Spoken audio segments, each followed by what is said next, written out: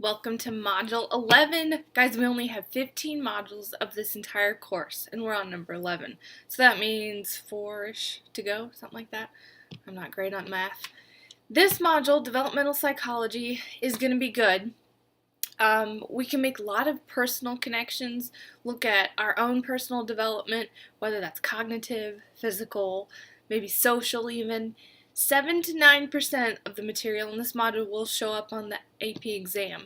So one of the heavier ones, I know last module, the personality module, is not as heavy.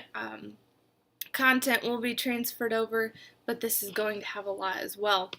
I'm going to point out just a couple key principles and then a couple key psychologists that we'll be looking at.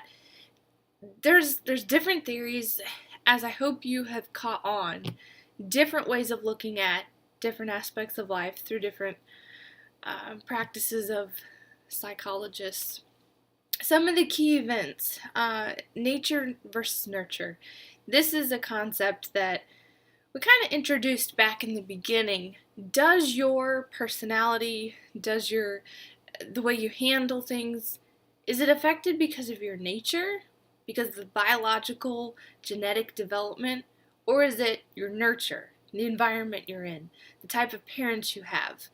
Toward the end of this module, you'll be looking at different parenting styles, whether that's authoritative, authoritarian, or a kind of permissive, laid-back, easygoing type of parenting. How does that affect your life?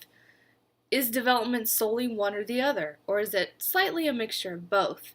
Then we'll go into the idea that is development a kind of a continual process, or is it succinct stages?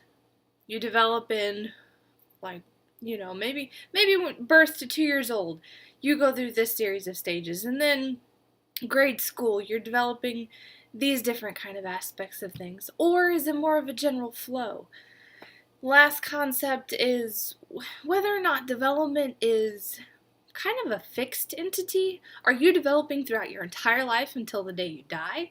Or does there come a point where you just stop developing? That also depends on what type of development we're looking at, whether it's cognitive, social, or just the strictly biological side of things.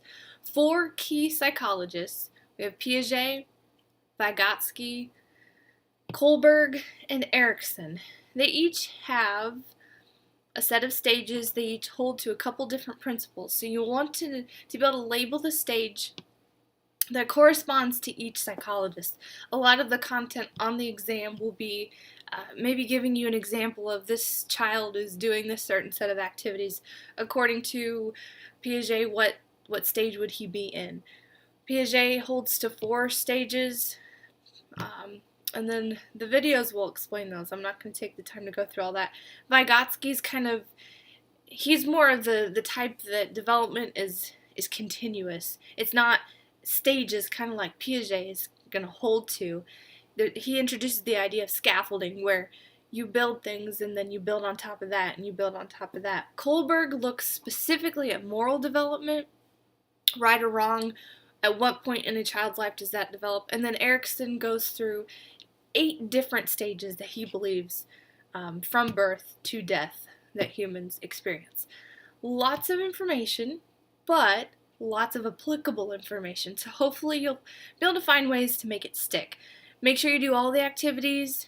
Have fun with it. If you have any questions, let me know. Only a couple more modules left.